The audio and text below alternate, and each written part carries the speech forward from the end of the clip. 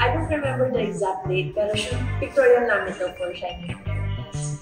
So yung gagawin kasing, what do you call that? Yung sa photoshoot, yung maraming gagawin na yari solo, group, ganyan. But then this part kasi, kailangan lahat kami nito. Si Michael, si Tita Connie, ako, and si Kaylin.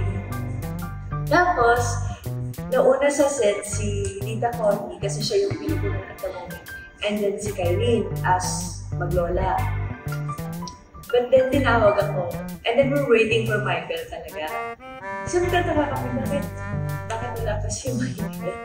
So naisipan, si Kaylin talaga nakaisip nito, hindi ako. So sabi ni Kaylin, siguro nag-wait kami mga 5 to 10 minutes. Naisipan niya na okay, since nag-aantay tayo dito, pag-tripan na natin siya. So okay, sabi ko game ako kasi we're bored eh. Alamig pa dun sa set, so sabi ko sige game. Tapos sinasabihan ni Kelly na tita, saka mo na, i-prep na natin si Michael. Ayaw din talaga gawin ni Tita Connie kasi Tita Connie ayaw niya talaga. Naawa siya kay Michael sa pwede namin gawin sa kanya. So yun, nagantay kami. Tapos hindi namin alam, binibideo na kami ni Miss Grace. So after maybe less than 10 minutes, dumating na si Michael. Pero binigyan na kami ng scripts ni Kaylin na okay, pag dumating si Michael, huwag natin siyang papansin. So, okay, game ako dyan.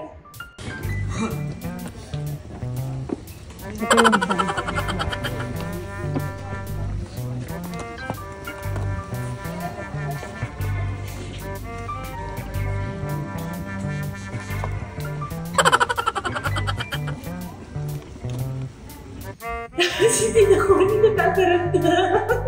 So, sigurado po kayo sigatuin natin kung ako naman si Michael. Tapos din dumating na si Michael.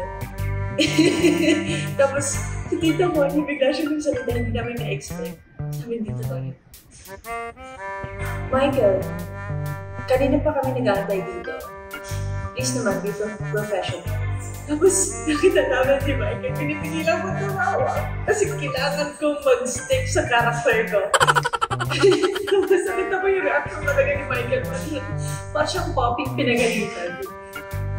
Oh, ganda talaga siya. Tapos yung buko lang niya. Tapos tumatali ko niya kasi ayaw ko makita yung tumatawa ko.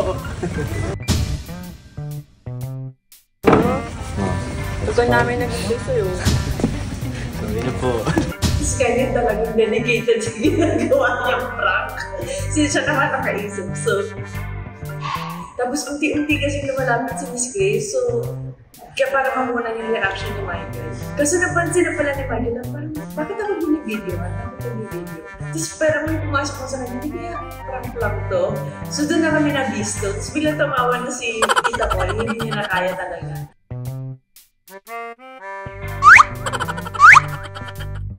Hindi niya na kaya ibuti si Michael. Si Kaylin, nag-dedicate siya hanggang matapos yung shoot.